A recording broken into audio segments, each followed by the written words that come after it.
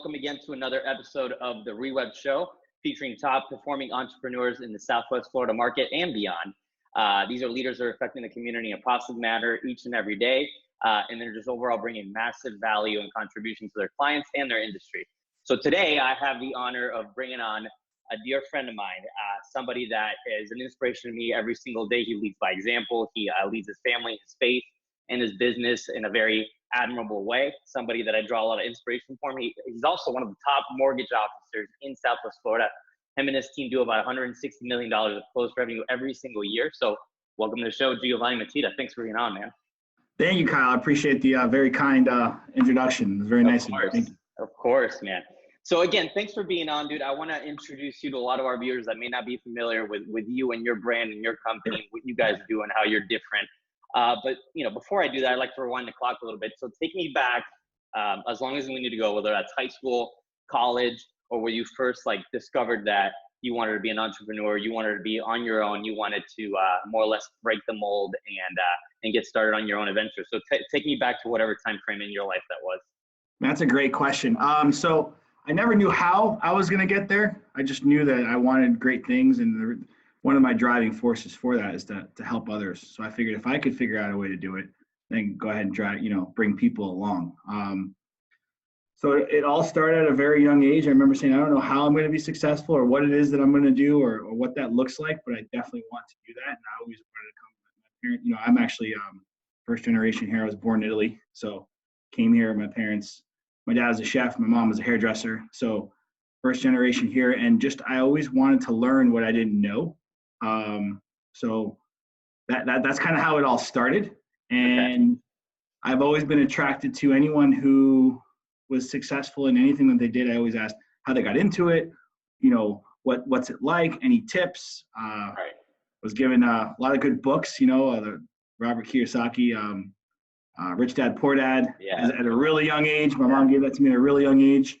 Rich Dad, Poor, what is it? Cash Flow Quadrant.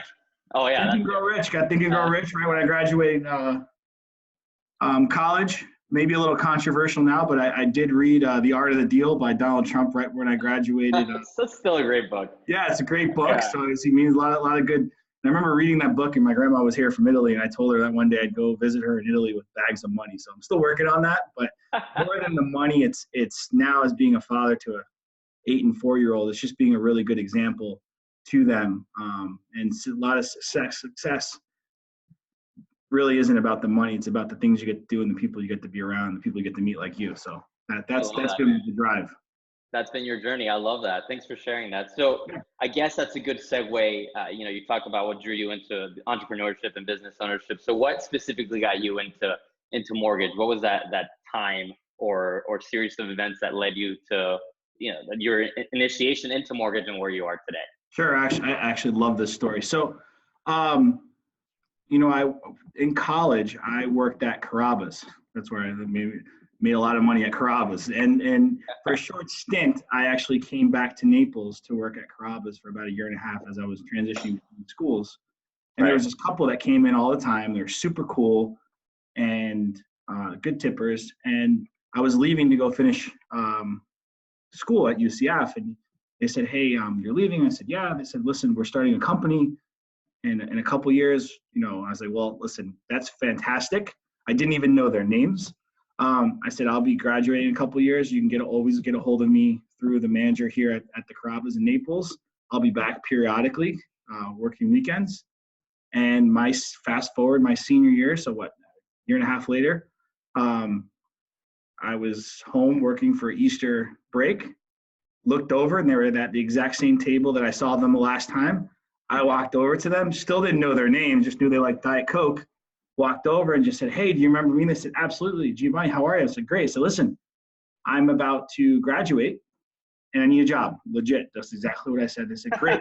I go, did you ever start that company? He goes, yeah, I started it. It's a subprime alt-A company. I'm like, I don't know what that means, but how much can you make? He's like, your first year, like 50, 60. I'm like, I'm in. He goes, you need a resume? Yeah. I went back to college, asked one of my fraternity brothers, one of the smart guys, to help me create a resume, and we created a resume, sent it over. I graduated May 9th, 2004. Graduated May 4th, started May 9th in the mortgage industry as a wholesale rep. Not knowing what to do. Back then we sent faxes, didn't even know how to send a fax. You know, have you ever sent a fax, Kyle, from a real fax machine? Dude, I haven't. No. People ask me that. I'm like, I don't really do that anymore, but I'll say, yeah. We didn't do it for long, but we sent faxes. So that's how I got into it. That's so funny, man. Yeah. And so that was in 2004 and you had just graduated college? Yeah, May 2004, yeah. What college did you go to? UCF in Orlando. UCF, that's right. Okay. And then, but you graduated locally here in Naples, right? You went to Barron? Yeah, I went to Barron Collier. Yep, went to Barron Collier. Then I went to USF my freshman year. Came home for a year and a half for, you know, basically help support my family. They're going through a trial, and then finished up at UCF. So you got into mortgage like at the sweet spot, like 04 to like call it, everybody's different, but let's say anywhere between 2007, 2009. So you rode that up. Tell me what happened when the market started turning and how did that affect you and your business personally and at the company that you were at? Yeah, no, great question. So I rely a lot back on the things that I learned early on. I was fortunate enough not to experience too much of the good time. Meaning, you know, I know there's a lot of people, they were, you know, making exuberant amounts of money. I didn't really experience that. Where the company I started with, I got to really learn the grassroots of the mortgage industry, which has really carried me through today. You know, there's a lot of mechanics that come to mortgages, and I learned those early on. I learned it at 23 years old, which is really good. But basically, I think I was 27 years old, and July there was a big party, and I can't remember, it was Tampa, Orlando. They had one of those big mortgage conventions. I mean, it was huge, you know, huge booths and money, and I got invited to a big cocktail party with ice slides and all this kind of fun stuff. And that was July, and then August, half of those companies that were there went out of business. Wow. So yeah, it was really, and at the time I worked for a small mortgage company, and because that happened, a lot of the wholesale banks that got out, basically shut down almost immediately. So then I transitioned to a small community bank. At the time it was called Liberty Bank. Now it was Encore Bank, and then I think Lake Michigan Credit Union just bought them. But it's transitioned into a community bank. You know, banks were the place to go to for lending. So they're the only place that provided at that time just some stability in lending. So there was definitely a change. Looking back now, especially, you know, that was 2008, 2009, and now we're in 2019. The lessons that I learned through that process, and to be able to speak to clients now and help other loan officers is really invaluable. You know, I stayed true to the course. There's some people who left the industry and have come back, and by no means am I criticizing them, but I just always knew if I'd be the last man standing, if I could just grit and bear and I could learn, it would benefit me going forward. And it truly has. I have an amazing career. I have a lot of experience, a lot of knowledge. I get to coach a lot of people that, you know, I get to work with. So it's been a tremendous path for me. And today we're in a healthy lending environment. The guidelines are put in place to prevent what happened before. And there's a healthy balance now. You know, the pendulum did swing too far the other way, where it was really tough to get things done. But there's not really a rule now that there's much of a complaint from the mortgage industry where that's preventing us from lending, you know, and doing proper lending. So it's great to see where we're at today. But it was a painful process. Oh, I bet, man. That's so important to hear you say that, because I think a lot of people still have sticker shock from that. And anytime I hear somebody coming from like a place of fear or scarcity, they're like, well, it's all going to happen again. It's just a matter of time. And, you know, it takes somebody like you to educate and be like, no, this is the guidelines that we put in place, so we don't have a repeat of that. And, you know, markets are always changing. There's always cyclical. There's always cycles. So it's going to go up and down. But I think everybody's very confident in saying that's probably not going to be the reason why, if it does happen sooner than later. Yeah, I could say from the lending perspective, there's responsible lending going on. Will people lose their jobs? Will deaths happen? Will people borrow too much what they're comfortable with? You know, when we qualify for a mortgage, we qualify on your gross income. But then you all know we have to pay taxes. And then all of a sudden, you know, you go out and buy too expensive of a car, or you get yourself in too much debt. That's that's almost a normal occurrence. You know, that's what happens, and that there is a normal amount of foreclosures and short sales. It's unfortunate, but that's our society. But it's not due to irresponsible lending. You know, Right. there's not someone out there that shouldn't, you know, there's not, I hate to use this example, I don't mean to be offensive, but there's not a bartender owning 5 homes, or you know, someone that shouldn't own 5 homes. You know, if you're buying an investment property today, you and I know you have a client, they're really looking to put 20 to 25% down, and they have to show that they have 6 months minimum of reserves in the bank after they've bought that property. That was not the case. They're doing 100% financing on investment properties. With no job or, you know. Correct. Yes, with no job, or just, you know, saying, you know, I make $20,000 a month when you're making $4 a year. Right. Yes. Yeah, that makes sense. No, I'm glad to hear that from your perspective too. So before we get further down that line though, take me back. So after the recession, you went back and you started working for a bank. So for the viewers and listeners that don't know the difference, working in a bank versus working at a mortgage broker or working for a lender, Sure. Are you still salaried at that point with the bank, or are you working commission only at that point?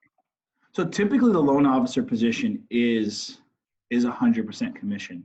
Right. So you're hustling. So you're still hustling. Yeah, you're typically 100% commission.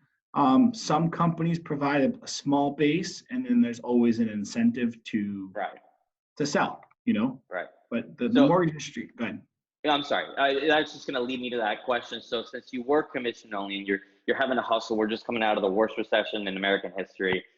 Things are very uncertain. You know, I wasn't in real estate yet, but I remember my friends' parents, you know, other people talking about how bad it was.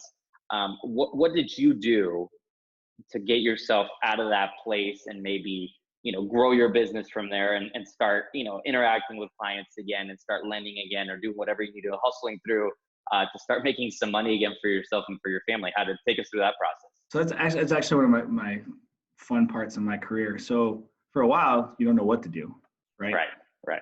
And then what happened is, you know, I'm Italian, so, you know, big Italian culture, family, and there's a huge Hispanic population here, first-time homebuyer population in our area.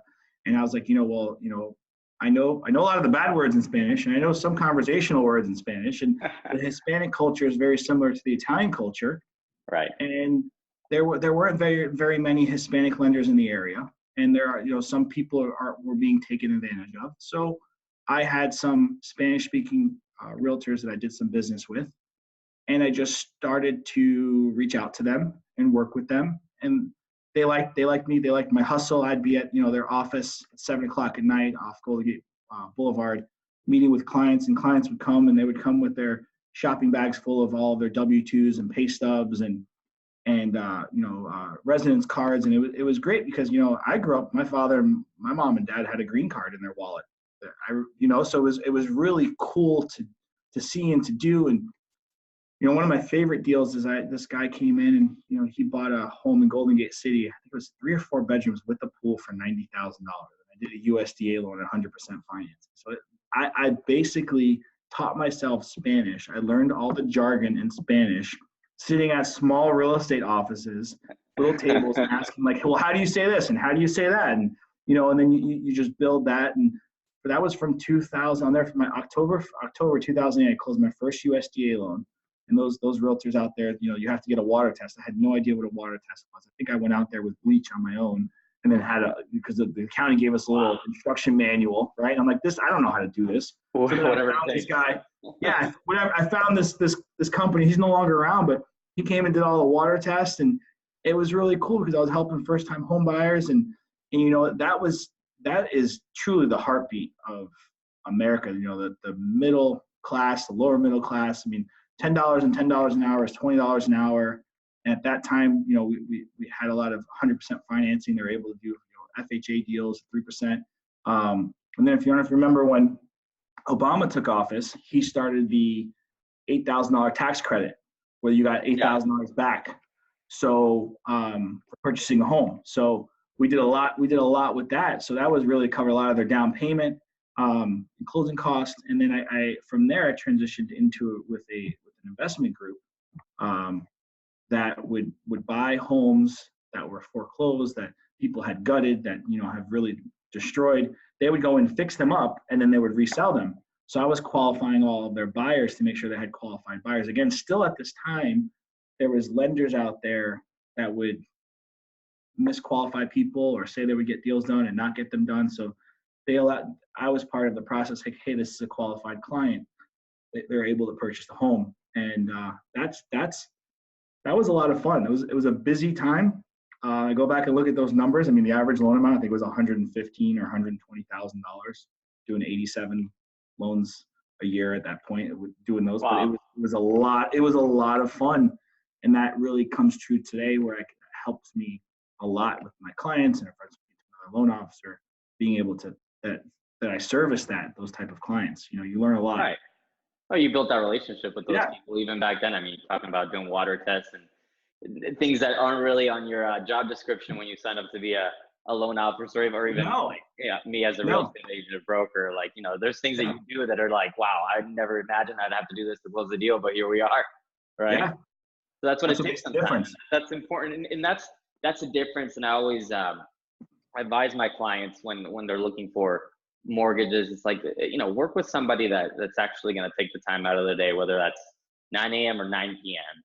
to take you through everything step by step. Not only that, but also like not check out on the weekends or after 5 o'clock and then you never hear from them again, right? Like banker's hours. And I think a lot of people that don't know how the mortgage industry works, they just think of you as like a banker that works 9 to 5 and then that's it. And it's complete opposite of that. So I think it's important for you it was really important for you to take everybody through that, what you went through at the beginning to build your business. And you still probably do some of those things today just to get deals done. No, absolutely. And I know we're going to talk about this possibly a little bit later, but also, and this is not a knock, but this is where you need to deal with someone local, because the consumer has so many options out there. You know, there's so many internet companies, there's so many companies in different states, but you need to be local. You really need to pick a lender local in nature. One, so, you know, the realtor can communicate with them, but knows the area and just has a little bit more sense of commitment to the community. You know, if you have the potential of meeting with your client in person, which I do like to do, it doesn't happen always, but I do like to do, or running into them at Costco or Publix or anything, it's just human nature. You're going to try a little harder. If this is someone over the phone that you're never going to see, and it's just a transaction to you, you're not building that relationship and rapport. And that's where, you know, I always say this, you don't know how good or bad someone is until it's too late. So I always recommend, right? We all experienced it. You know, I hired this person, I'm like, holy smokes, now we have an issue. Like, you don't want to imagine if you had a medical issue or you had a legal issue and you hire a doctor or an attorney, and then all of a sudden things kind of go a little sideways. You're like, well, I hope they're really good, because now I'm going to find out how good they are. You know, everyone's good when it's just easy. You definitely want to take the time, look at their reviews, ask around. And I always say, call when you talk to a realtor or a loan officer, tell me your process. What does it look like? What's my loan process going to look like?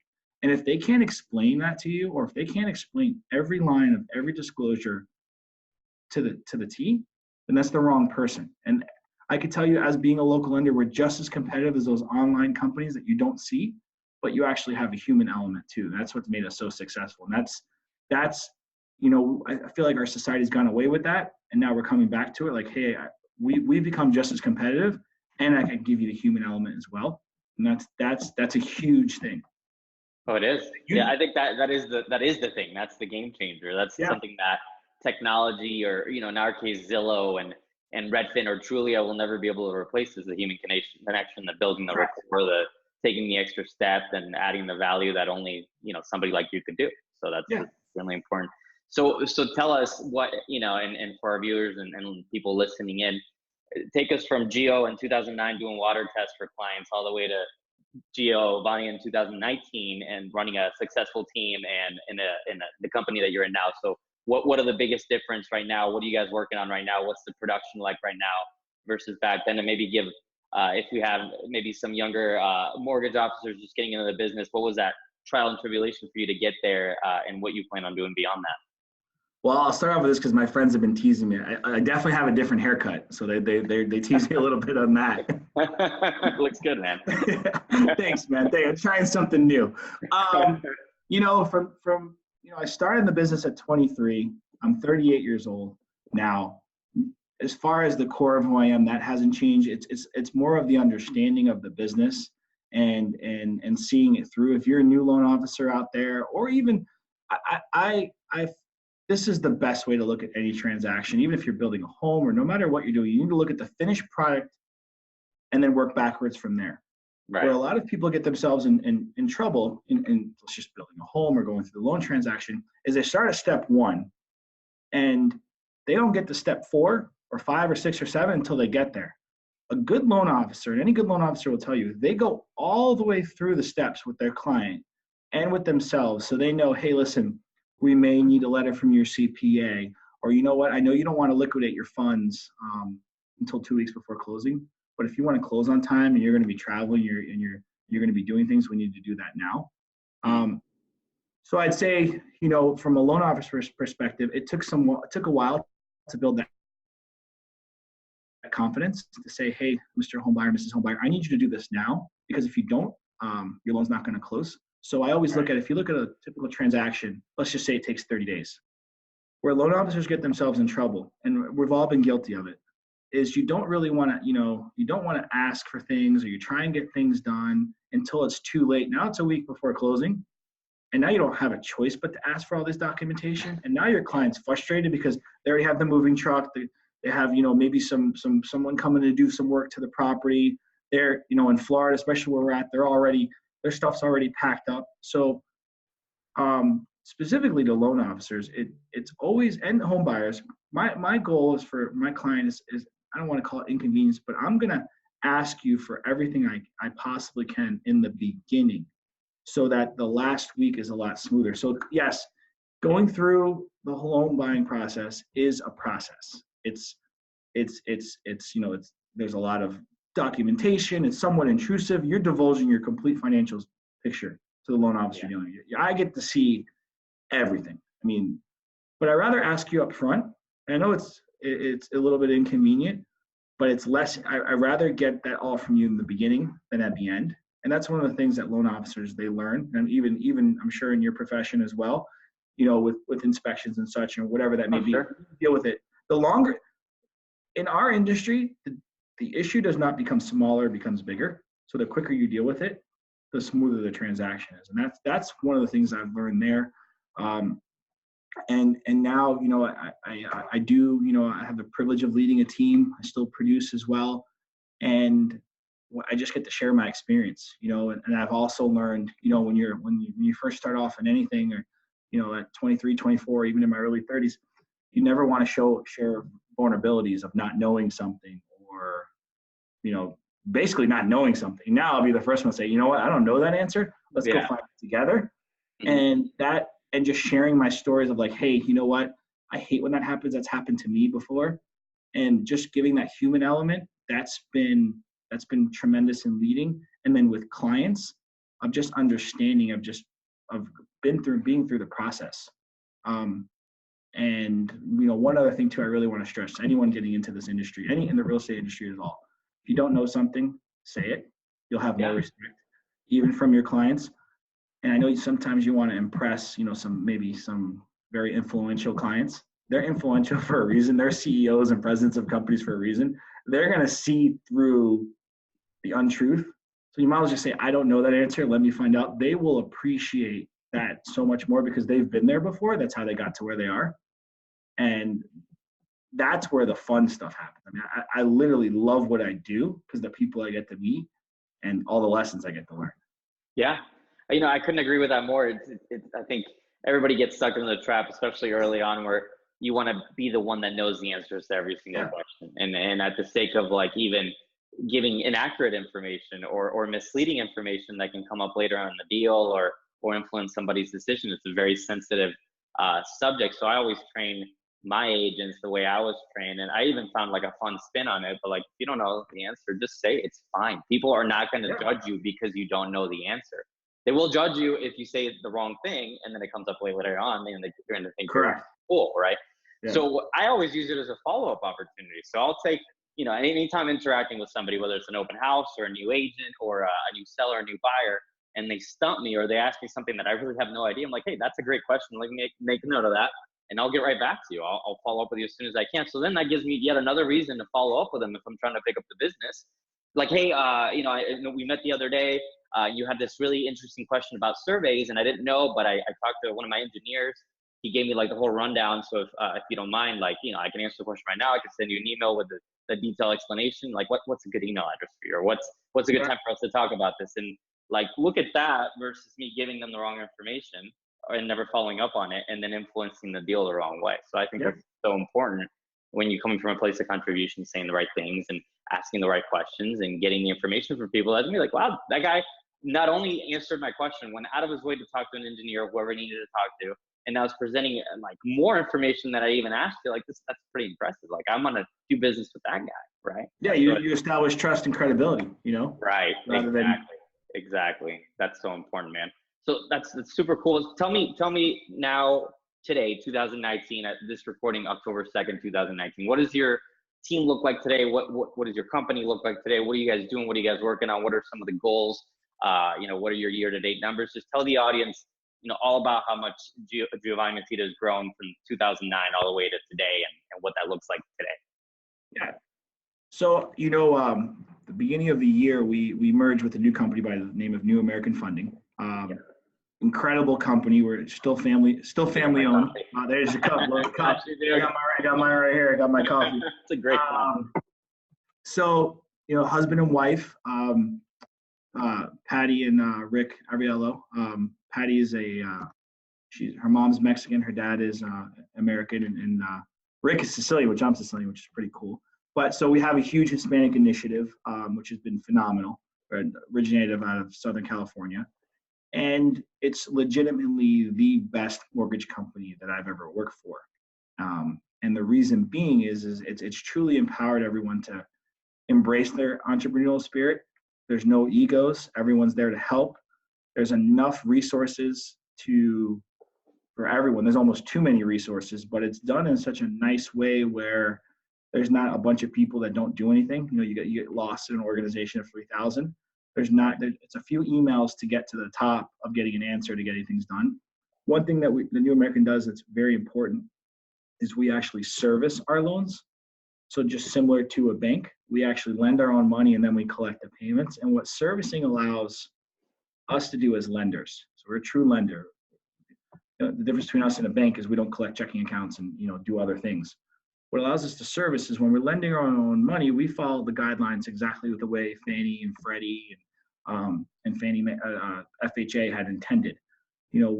Some other banks who then would close a loan and then sell it off to a larger bank are sometimes subject to overlays. So that's, I can't get this deal done. It's doable, but because we're selling it off, this investor won't take it. So that's afforded us to close more deals to clients that do qualify, and there's less people involved. So our interest rates are lower, which is phenomenal. So sorry, I don't mean to interrupt. What is, can you repeat? An overlay is when you think you can. So an overlay would be, let's just say, okay, Freddie Mac allows for anyone who's owned a business and been self-employed for 5 years, right, to just use 1 year, the most recent years of tax returns. Okay, that's Freddie Mac's rule. That's what's allowed. An overlay would be, and I don't want to name a bank, but just say a big bank that the loan would be sold off to by a smaller company, would say, listen, I know Freddie Mac will only requires 1 year, and because the person's been in the business for 5 years, but we require 2. Okay, so that may or may not influence whether the client qualifies for what they're trying to purchase. Right. Okay. So then you guys don't have that. We don't have those overlays, no, because we service. And another thing too is when you service and you're lending your own money, you're not selling the loan to someone else who's then selling it to Fannie Mae and Freddie Mac. So there's more profitability in the loan, and there's also less cost to the consumers. That's why our rates are so competitive. So our team is, we have an office in Wellington, Florida, and then we have an office from Marco all the way to Port Charlotte. Do want to move into the Sarasota area. I get to work with the best people. Just really, tomorrow we have a sales meeting, and I look so forward to seeing everyone. Everyone's just kind-hearted, nice. Everyone's supportive. We're growing our team. How many people on your team? There's including me, there's 16 loan officers. Wow. Yeah, so it's a great team, and what we've come to realize is we really allow everyone to basically run their own business within the business. So it's, right now what's going on, and this is very true in every single business. It's a race to the consumer. It's a race to individuality, and the consumer is the number one resource. So we're allowing everyone to be their own entity, build their own brand. And New American Funding has allowed that for every single one of us to build our own brand on top of giving us incredible resources. And then we just have a great team. So we have a lot of people on our team that are up 30, 40% from last year from their production, and continuing to grow. Yeah, it's huge numbers because of just when you're happy where you're at, you do more.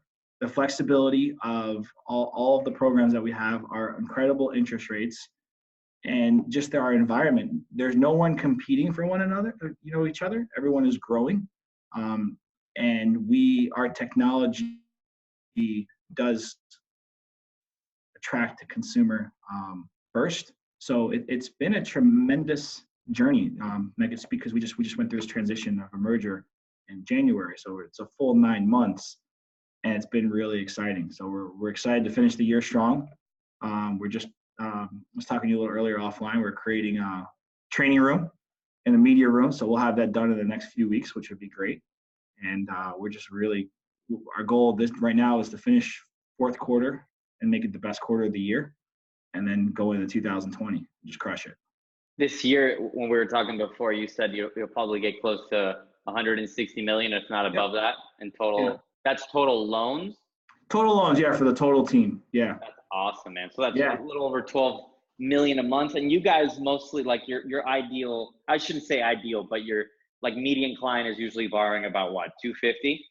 Yeah, average loan amount, what we've seen is about 250 when you average it all together. So that's a ton of deals per month. Yeah. I mean, that's what, quick it's math. About 50 deals, a little over 50 deals a month, yeah. So you need a strong back and a good supporting staff, a good company. Sure. That's a lot of paperwork, a lot of things flying around on a daily basis. So so we carry that a pipeline of, maybe, because things roll over to the following month, a minimum of 75 to 100 deals. And that's just for our Florida group. Yeah. So we have truly the best of the best in the industry. And, New American Funding structured that way. We're structured in a way where we acquire top talent, and they're compensated for being top talent. And we have technology and resources that let people do more than they've been able to do at other companies. Are you looking at phenomenal watch?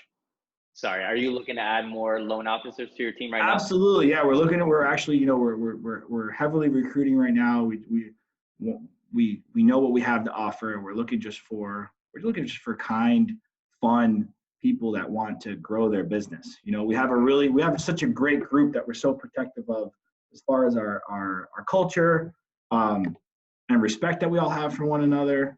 So it's cool. There's nothing more gratifying than to watch someone grow, that from where they started to where they finish up. Oh, yeah, I agree.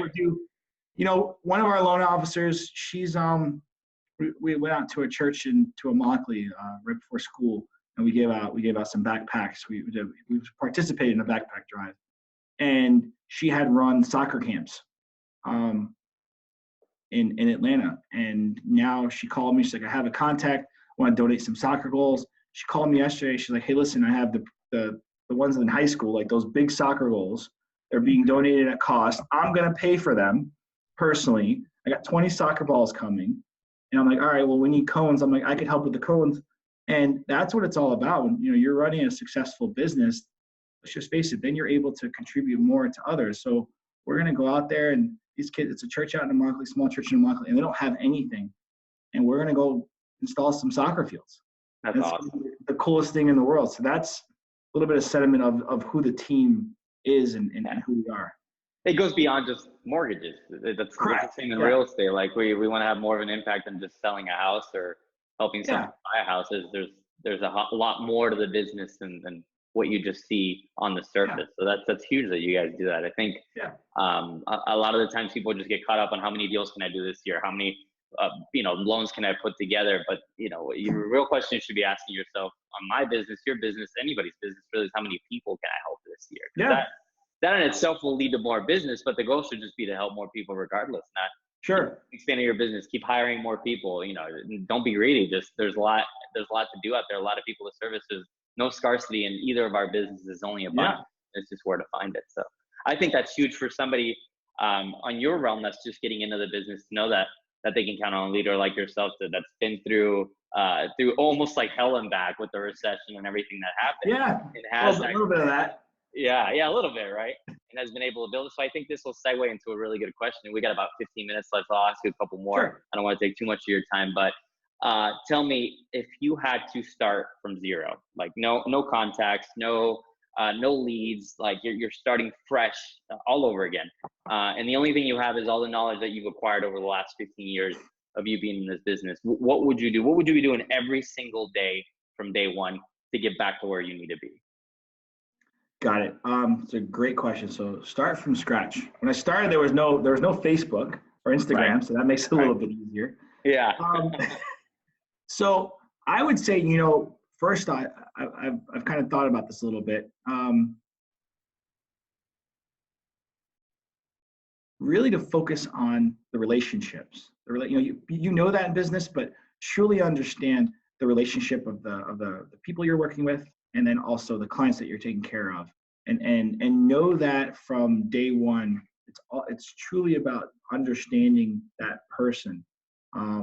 And if you have to like who you work with, and so knowing that first, and then knowing that with your clients, hey, listen, this is a really important transaction, so I need to establish some rapport first of all.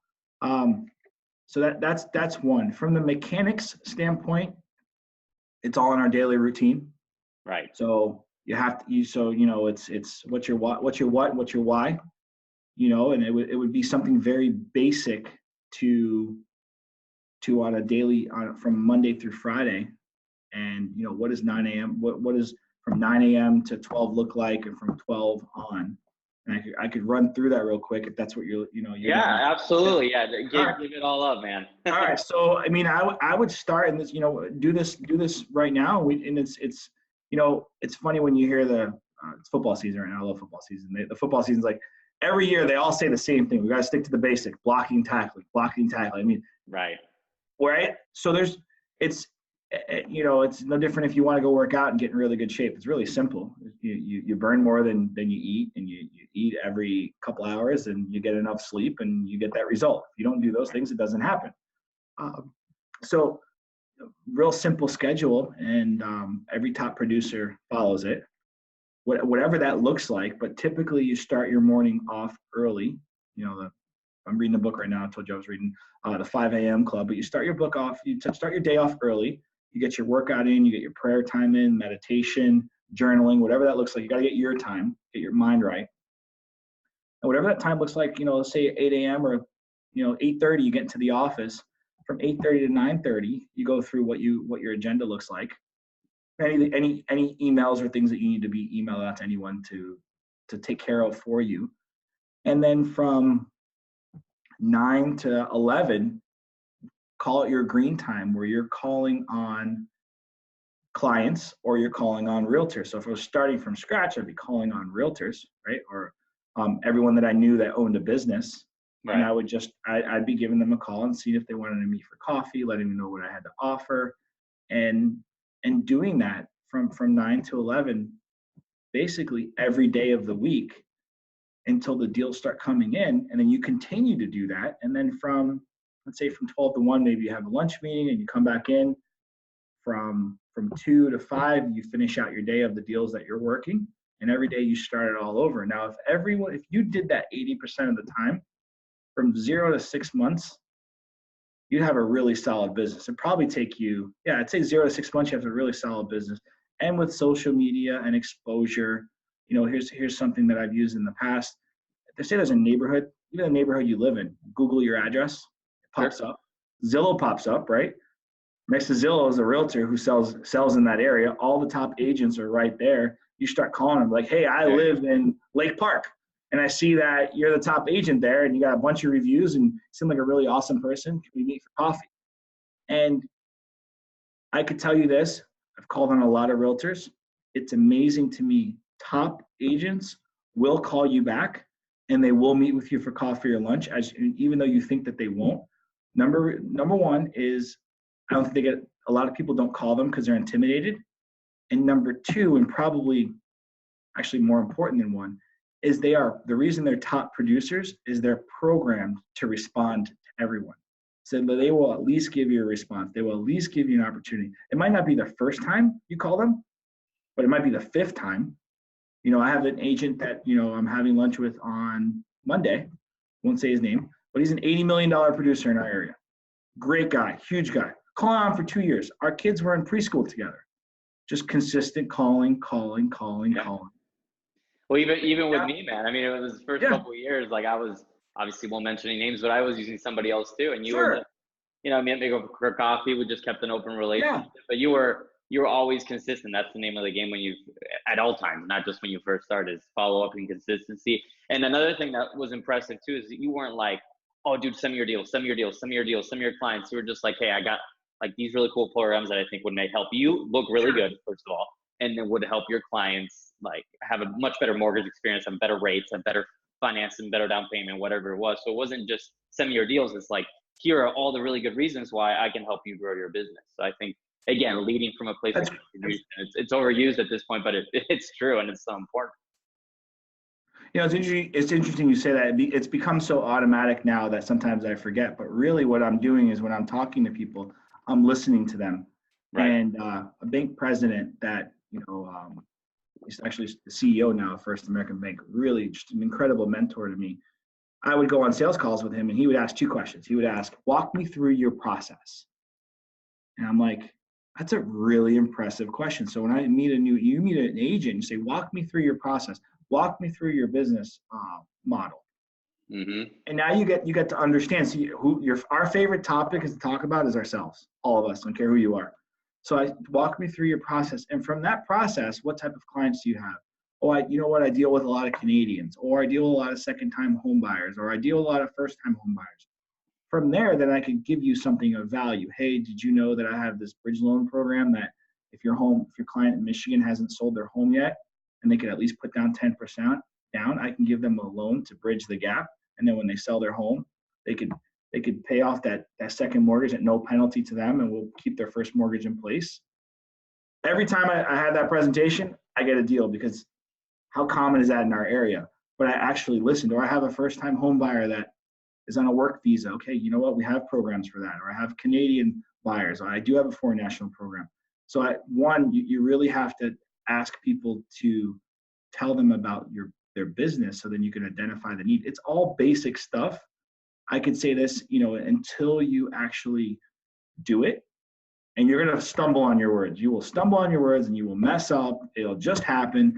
And if I haven't done it in a while, if I haven't been on a bunch of coffee appointments, it'll be like I'm on a first date. I'm like, I don't know what to do with my hands. You run out of that practice. So you have to stay really focused on that. But people are just people, and they want to know. I have 2 kids. I never wanted to pick up the phone when my kids were screaming or crying in the background. And then I'd call agents and be like, sorry, my son or daughter is making noise. I'm like, I have kids, it doesn't bother me. So now it's not like I want to advertise it, but if they're making noise in the car, I'm just like, hey, excuse me for a second. I need to tell my kids to be quiet. And It just shows human element. I think I've done that with you. Like, hey, Kyle, give me a second. Yeah. They're hungry and angry and everything else, and I need to figure out where the Lego is so I can talk to them, so I can talk to you. People appreciate that, They do, man. You just said it's a human element. It's showing that you're a real person, and you have your own life too, and it's a lot of times I've built rapport with people like that. Just knowing that I'm just a regular guy, that I'm not some stiff salesman, some sleazy person. I think a lot of times, maybe not so much in your industry, but in mine, we're comparable to like used car salesmen. Not that there's anything wrong with used car salesmen, but I get it. As I'm sure they know, is that we're just sleazy, we're sharky, we're trying to just pump a deal at all costs. But it's things have changed so much, especially with technology and Zillow and some of our competitors and the things that clients have access to now. You said it earlier, reviews, different things, that it's so important to just be yourself. Like don't be somebody that you're not, and people appreciate that. They will. I mean, there's people that I've heard this is a really true since I've heard it, it's made a lot of sense. If you take 100%, right, and you divvy it up in 25% increments, 25% of the people that you work with will work with you no matter what. No matter what you do, they just will because they like you. Right. The next 25% will work with you, but they'll work with you for a period of years, and then they'll go off about their business and do something else because a new shiny penny will show up. And then 50% of the people will never work with you no matter what you do. And when you accept that from a sales position, it just makes all the more sense. It's just part of the process. Exactly. So it's just part of that process. Yep. And another similar I have too is somebody told me this, I'll never forget it. It's 3 stages of people remembering you. It's, people may forget what you say. That's first off, they'll probably forget what you say at all times. They'll forget what you do at some point, depending on how drastic it was, but they will forget. Sure. But never, never, ever will they forget how you made them feel. So I always strive to make everybody feel really positive, really good, like as safe and as nurturing as I can make them feel, whether it's a client, whether it's family, friends. Like that's always been my stigma, just to be really nice to people, and that's brought me a lot of business. So I think it's important too. Kind of goes right along what you're saying too. But yeah, the rest is numbers, man. I mean, right now I got my numbers dialed in, as I'm sure you and your team do too. That I'm I think it's every 14 people I'm talking to, as far as like talking about a real estate transaction, I'm closing every other one. So it's just a matter of now I just need to, if I want more, I need to either scale that up, hire more agents to help me get to talk to more people. But it's all numbers in the end. So it really, it's fascinating to see that from your perspective too. Every business is, especially service-based businesses, are pretty much the same thing. So it's not, it's not rocket science. It's just math and being consistent and doing, building habits every single day, right? What's that quote by Zig Ziglar? What is it? Motivation is a commodity. That's, same thing as a shower. That's why we bathe every single day. Something like that. Sure. Yeah. You got to just repeat it every single day, make a habit out of it. That's why people, you fall off the gym for a few weeks and then you feel like crap. And then like, by the time you finally get back into it, it makes it even harder to get back in because you've been gone when you lost the habit. So all things that kind of fall into what we're talking about. Yeah, there's that, and that's the other thing. If you do fall off, you just got to get back on, and it's painful. Exactly. You just do it. And then, something I'm really, this year, I've really focused on really hard right now is just enjoying the process. Mm-hmm. It's never the accolade that makes you, whatever I'm sure you've accomplished things, I've accomplished things. It's never like that accomplishment. It was the journey to get there. Yep, absolutely. It was like the grinding. It was all that fun stuff. I'll never forget. I couldn't wait to make six figures. Finally did it. I'm like, okay. I was appreciative of it, but like now, shoot, what do I do now? Right. And it was that process of that grind of getting your teeth kicked in, of looking and not being able to pay your bills and just being frustrated because the market shifted and all that stuff. And then you finally do it. You're like, well, that's pretty cool. And then it's like, okay, what's next? And it's not that it's never enough, but we were built and designed to grow. Oh yeah, absolutely. I love that, man. So as we close up, tell me, who are you? Who is? I stray away from saying ideal because I feel like you, I'm the same way. Like I work with anybody that wants to buy or sell real estate. Sure, do I have like a focus of people that I market to? Absolutely. I think everybody should in their business to make it profitable and efficient. But who do you service? Who's the people that you work with the most?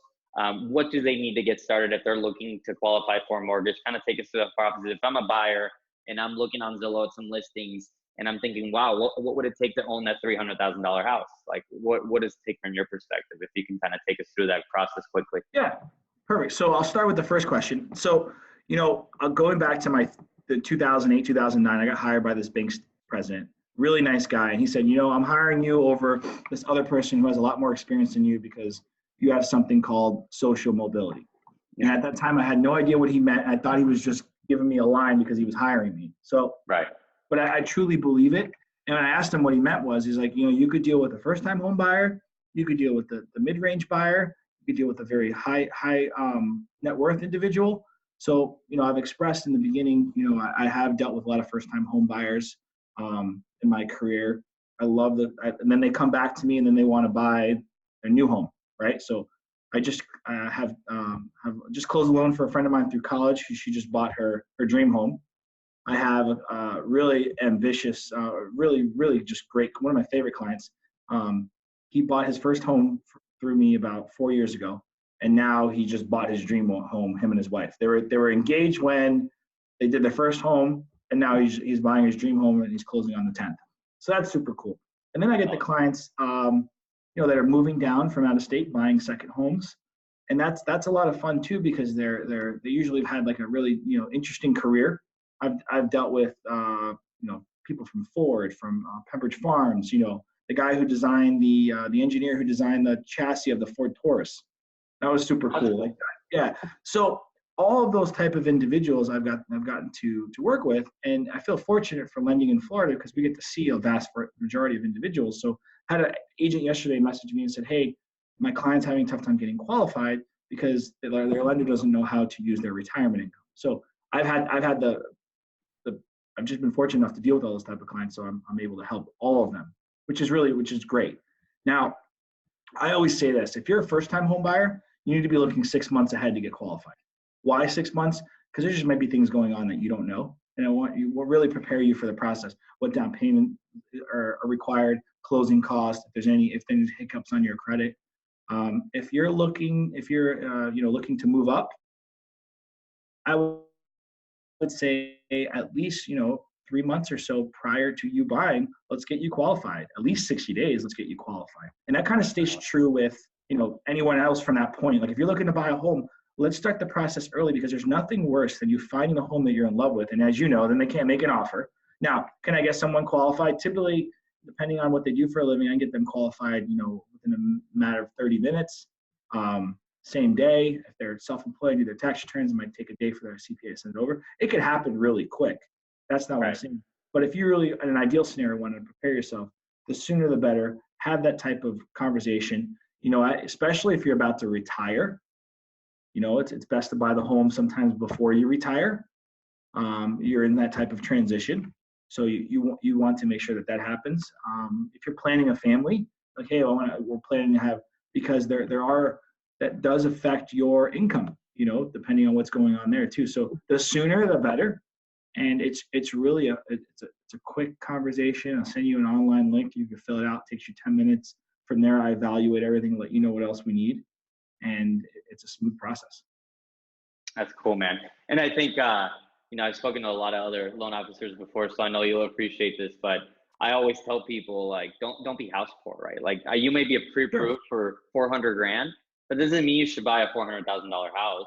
Sure. Because those payments, like you said earlier, you pre-qualify somebody based on, gross income, but you're not taking into account what their saving goals are, like what their entertainment budget is, like how often they're going out and spending, money that they may or may not need to be spending at this point in time.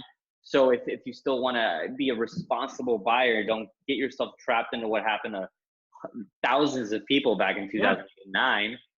Just be within budget. Like I'm perfectly comfortable, where I live. Could I afford more? Absolutely. But I save money every month.